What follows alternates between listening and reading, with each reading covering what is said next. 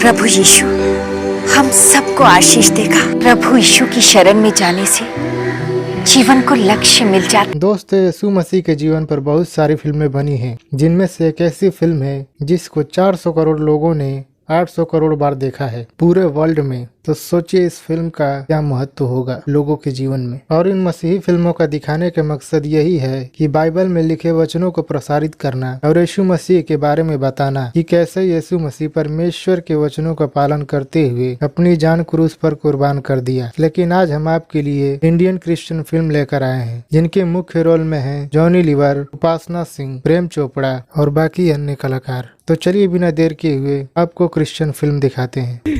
दूसरा number 2, great, दूसरा number पे मैच कर गया। आज अगर जॉनी करोड़पति बन जाएगा तो कल क्रिसमस धूमधाम से मनाएगा। स्टेला, ठीक 7 बजे घर आ जाना। थॉमस भी आ रहा है। हाँ, जॉनी तो रहेंगे ही। आज क्रिसमस ईव पर टीवी पर बहुत अच्छा मैसेज आने वाला है, सब मिलकर सुनेंगे। प्रभु यीशु हम सबको आशीष देगा। प्रभु यीशु की शरण में जाने से जीवन को लक्ष्य मिल जा रहा है। अरे मजा आ गया। अरे 60 टिकटों के नंबर अगर मैच नहीं हुआ तो क्या हुआ, 8वें टिकट का नंबर तो मैच हो गया है। इसके 6 नंबरों में से 5 नंबर मैच हो गए हैं। अब 6ठा नंबर भी मैच हो जाएगा तो मैं छुट्टी करके छोड़ूंगा। हे प्रभु, मुझे पैसा नहीं चाहिए, मुझे तो बस सुख शांति चाहिए। पैसे से क्या कुछ नहीं होता।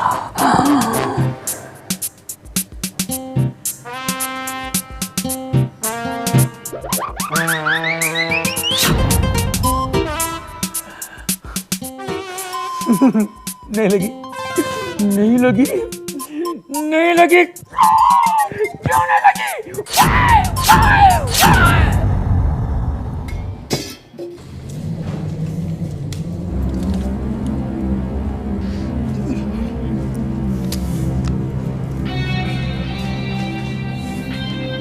तुमने फिर लॉटरी के टिकट खरीदे? वो क्या है ना, एक्चुअली तुम्हें पता है लॉटरी जुआ है, गैम्बलिंग है, एंड गैम्बलिंग इज अ सिन। ये पाप है। ये पाप सिर्फ एक नंबर से अच्छाई में बदलते बदलते रह गया डार्लिंग। क्या मतलब? मतलब ये कि 6 नंबरों में से 5 नंबर मैच हो गए। 5 नंबर मैच हो गए। अगर 6ठा नंबर में मैच हो गया होता ना तो आज हमारे पास 2 करोड़ रुपए होते। 2 करोड़ रुपीस। अगर 2 करोड़ हमारे पास होते ना तो तुम कभी नहीं कहती गैम्बलिंग इज अ सिन, क्योंकि बदल चुके होते हमारे दिन। तुम कभी नहीं सुधरोगे। मैंने तुमको कितना टाइम समझाया कि जीसस ने हमको जितना दिया काफी है। हमको बिना आशीष के पैसे नहीं चाहिए। और अगर तुम्हें ज्यादा पैसे चाहिए तो ईमानदारी से मेहनत करो, लालच के पैसों में विश्वास मत करो। यीशु मसीह हमारा जीवित प्रभु है, उसमें विश्वास रखो। अरे मैं भी उसे मानता हूं यार। पाप करने वाले प्रभु को नहीं मान सकते। तुम्हारे लिए अच्छा है कि लॉटरी की टिकटों में पैसे बर्बाद करने की बजाय किसी गरीब को दान दे दो। उससे प्रभु तुम्हें आशीष देंगे, तुम्हें हर तरह की खुशी देंगे, सुख देंगे। प्रभु सुख देंगे, टाइम लगेगा। यहाँ लॉटरी लगी, सुख हाजिर, इंस्टेंट प्लेजर। हे प्रभु, यीशु और बाइबल को मानने वाला इंसान ऐसा सोच सकता है? तुम मानते क्यों नहीं कि लालच पाप है? एक गिलास पानी मिलेगा? ये पाप और सच्चाई के चक्कर में तुम पड़ी रहना। मैं जल्दी में हूं, मैं जा रहा हूं। ओके? अरे बाप रे, सत्यानाश, इस छोटे से घर में यही होता है। कभी मैं सामान पे गिरता हूँ, सामान मुझ पे गिरता है। अरे लॉटरी लगेगी ना तो बड़ा सा घर ले लूंगा, जहाँ मैं वाइफ को ढूंढूं, वाइफ मुझे ढूंढे और वाइफ के मुंह से डांट सुने मुझे बरसों बीत जाए। क्या हुआ? ये ले, क्या हुआ देख, ये ले, बंगला गिर गया, बंगला। बंगला? डैडी शाम को केक लेकर आना, बड़ा सा केक। हाँ डैडी, स्ट्रॉबेरी वाला केक लेके आना, वो मुझे बहुत अच्छा लगता है। नहीं, मुझे बटर स्कॉच वाला चाहिए। तुम्हारे पसंद के केक मैं ला दूंगा। ओके? ये क्या है? बाय। अरे बाप रे, अब तो ये बड़ो चिल्लाएगा। मैं तो कहूँगा सॉरी, लेकिन ये मानेगा नहीं, बोलेगा स्कूटर बदल, साइकिल बदल या नौकरी बदल। क्या करूँ?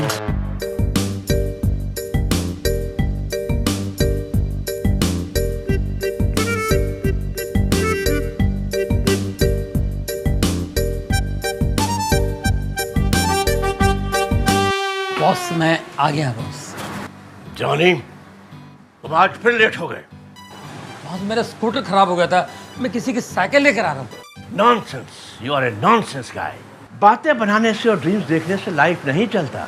अव्वल आने के लिए मेहनत करनी पड़ती है, ईमानदारी से काम करना पड़ता है। ईमानदारी से काम करोगे तो परमेश्वर भी तुमसे खुश होगा। ईमानदारी से काम करो तो तुम्हें खुद ब खुद पैसे लेने का हक होगा। तुम अपने आप पर गर्व महसूस करोगे और तुम्हारी मूंछें ऊंची ऊंची हो जाएगी। मुच्छड़ अपनी मूंछों पे बहुत घमंड है। बेवकूफ, बगैर मूंछों के ताव देता है। काम में दिल नहीं लगता, लेकिन नाटकबाजी में दिमाग खूब चलता है। अच्छा, गेट आउट। यस, जाकर अपना काम संभालो। मैं मार्केट जा रहा हूँ। ओके बॉस, और सबका ख्याल रखना।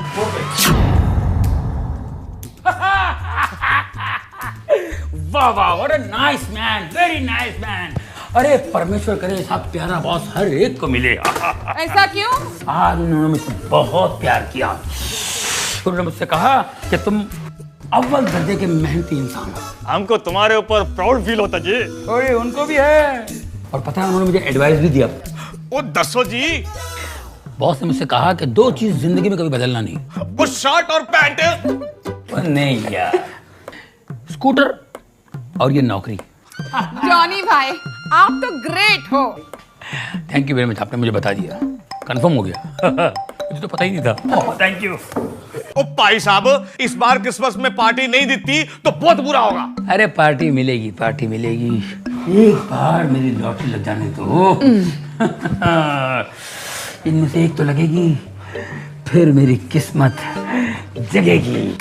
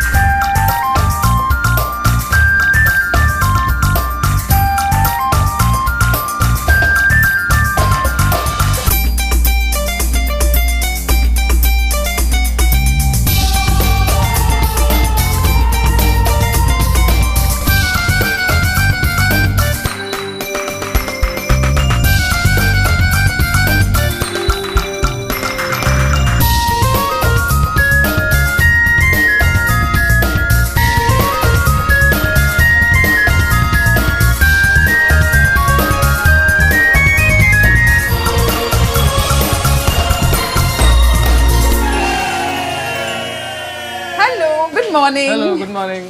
मुझे 100 केक्स मिलेंगे शाम तक? हाँ हाँ जरूर मिल जाएंगे। 100 केक्स, 1000 रुपये एडवांस होगा। शाम तक मिल जाएगी। हाँ, thank you. Okay, bye bye.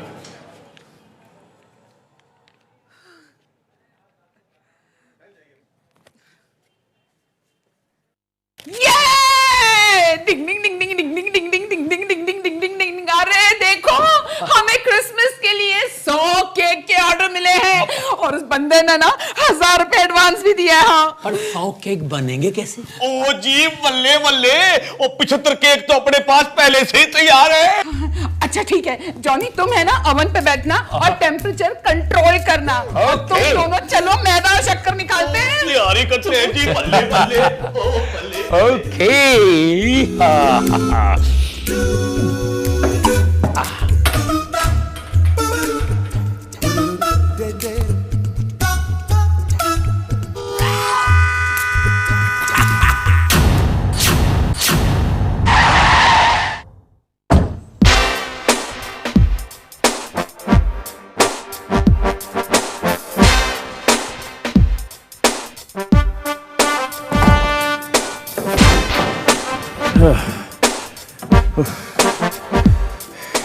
क्या कर रहे हो?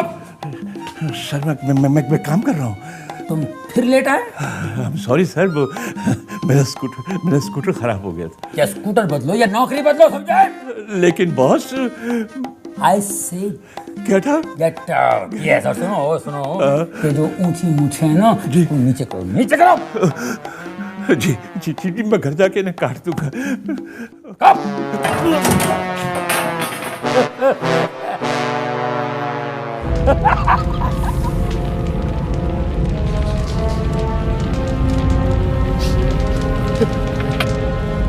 ओए, ओ पैसा की कितना, ओ आग लग गई।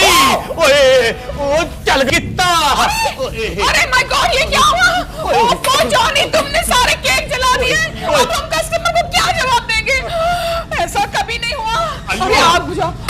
अब बॉस देखेगा तो क्या होगा? अरे फायर एक्सटिंग्विशर। ओ जॉनी, तुम सपना देखना कब बंद करेगा? पूरा सत्यानाश कर दिया। हटो पीछे, हटो। क्रिसमस ईव पर 100 केक का ऑर्डर था, अब क्या करोगे? ये दुआ कहाँ से आ रहा है? कहाँ से? ये केक किसने जलाया है?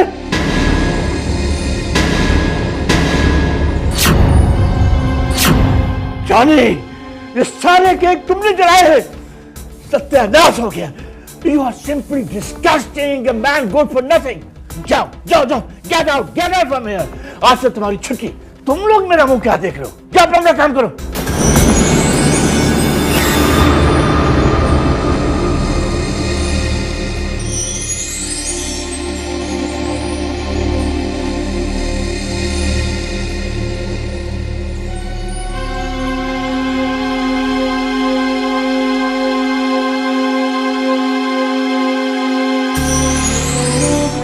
मैं अपने बच्चों को क्या जवाब दूंगा?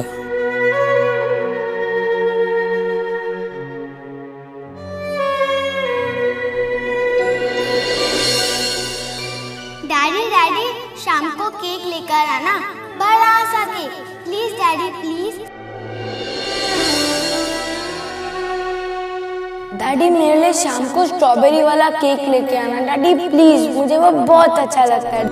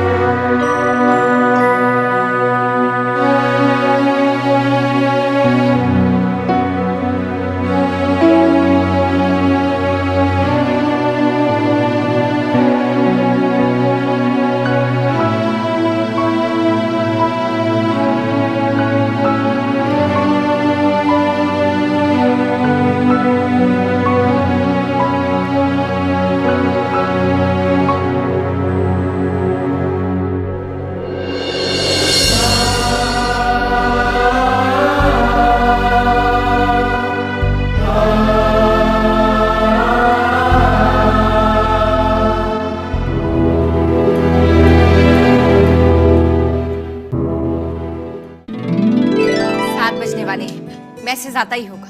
स्टेला, तुमने लास्ट ईयर का मैसेज सुना था? नहीं, मैं मिस कर गई थी।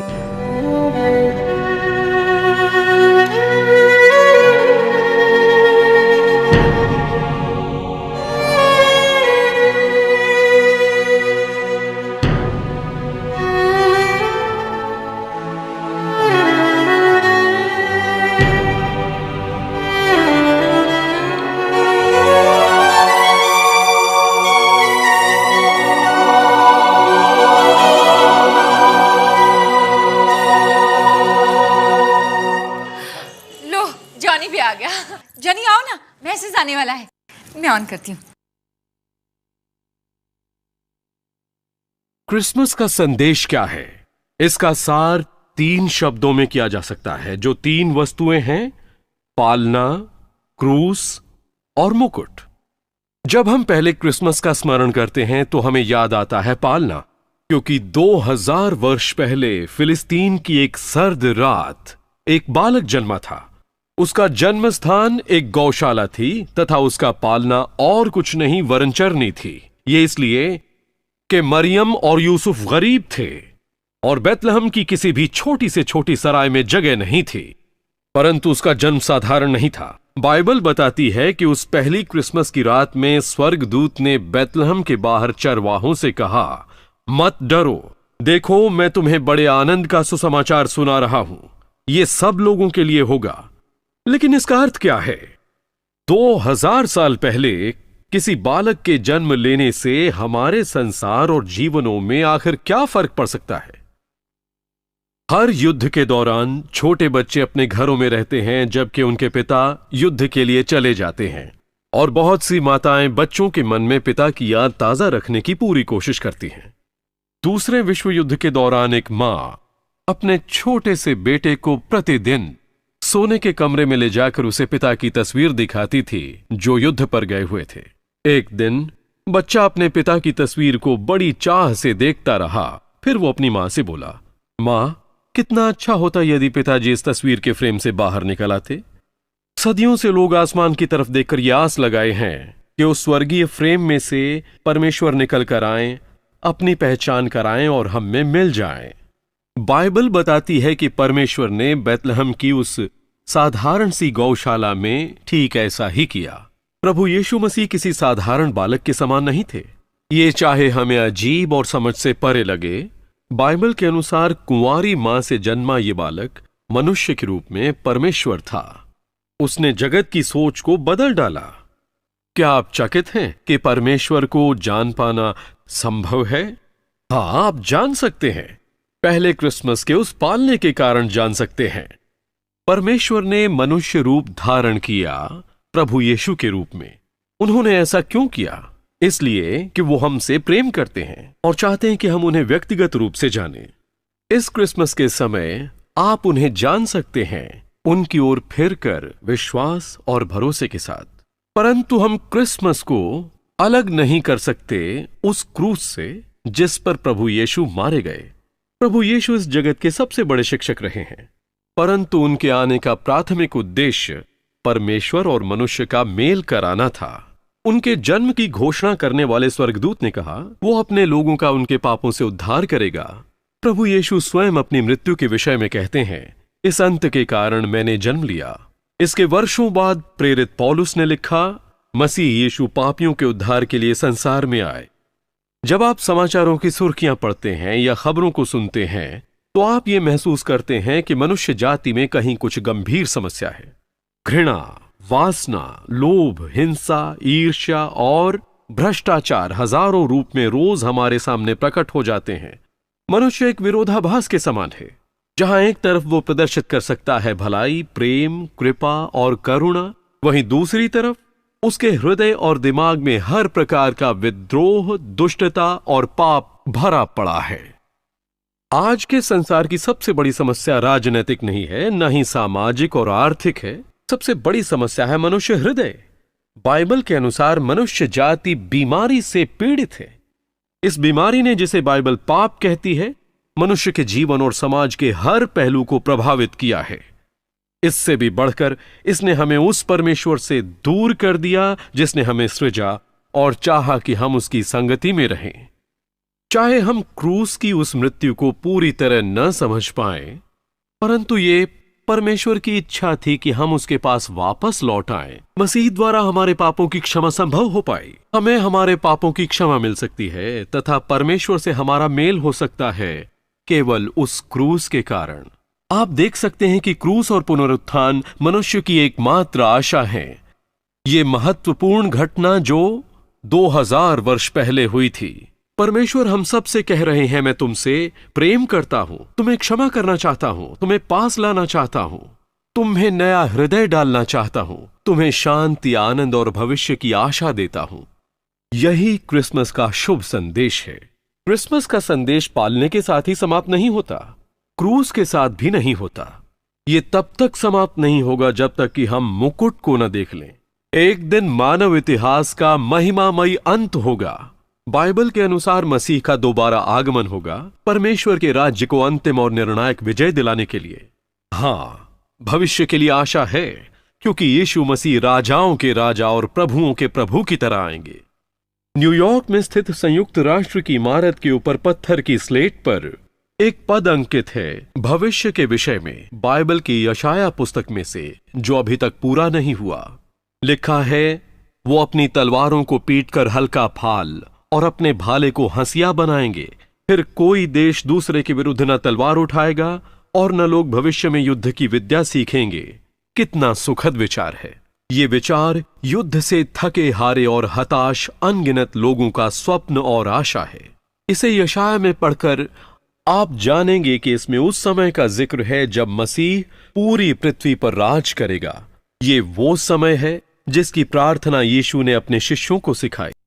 तेरा राज्य आए, तेरी इच्छा जैसे स्वर्ग में पूरी होती है वैसे पृथ्वी पर भी हो।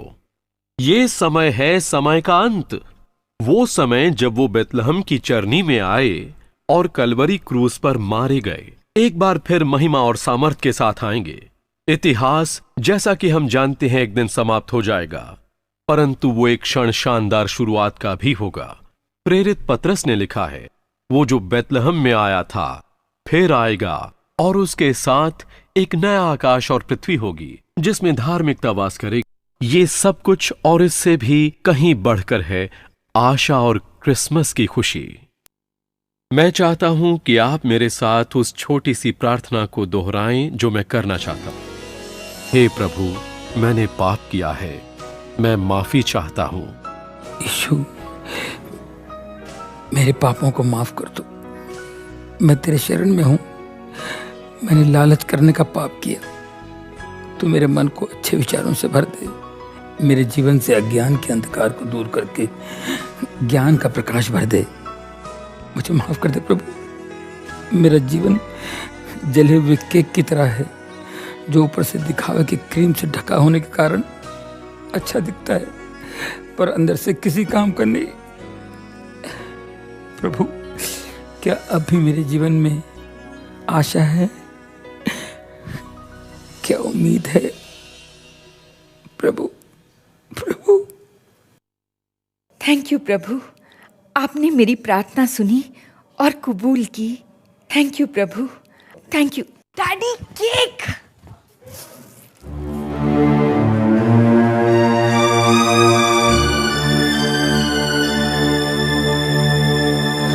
प्रभु, ये जला हुआ केक लाकर मैंने बच्चों को धोखा दिया है प्रभु, मगर मैं क्या करता, मैं मजबूर था।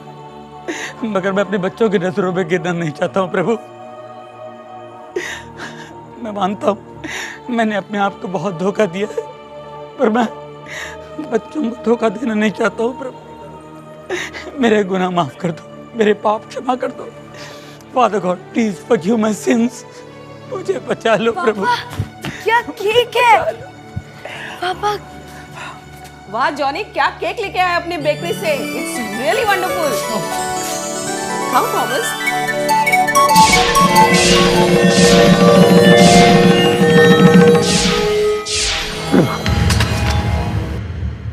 थैंक यू प्रभु। ये आश्चर्य काम, ये मिरेकल आप ही कर सकते हैं प्रभु। धन्यवाद। मैं आज जान गया हूं कि मुझ जैसे पापी के लिए भी उम्मीद है, आशा है। Thank you lord. धन्यवाद प्रभु। Thank you.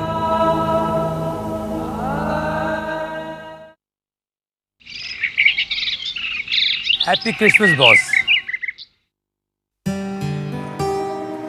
Happy Christmas Johnny. क्या बात है, आज बहुत खुश नजर आ रहे हो। क्या आपकी दूसरी लॉटरी निकल आई है? प्रभु यीशु ने मेरे पापों को माफ कर दिया, मुझे नई जिंदगी दी है बॉस। आज की इस पवित्र सुबह के साथ ही मेरे मन में एक नई सुबह आई है, ज्ञान का उजाला लेकर, खुशियों का झोंका लेकर। अब मेरे मन में कोई लालच नहीं, बस है तो सिर्फ पीस है, शांति है, क्योंकि प्रभु यीशु ने मुझे माफ किया और मुझे छू लिया। आज मैं बहुत खुश हूँ बॉस। यही खुशी बांटने के लिए मैं आया था। Thank you Johnny.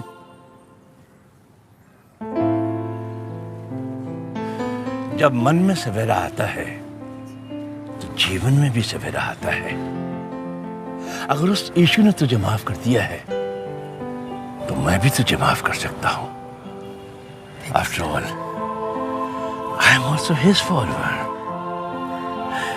ये लो, आशा की पुस्तक, द बुक ऑफ होप। ये तुम्हें सही मार्ग दिखाएगी, सही रास्ता बताएगी। इसे पढ़कर तुम जिंदगी का तुझ समझ सकोगे, जिंदगी की सच्चाई तुम्हें मालूम हो जाएगी। तुम्हारे मन में जो भी अंधकार है वो दूर हो जाएगा और तुम खुद ब खुद प्रभु के चरणों में चले जाओगे। और हाँ जॉनी, कल से तुम काम पर आ रहे हो। Thank you sir.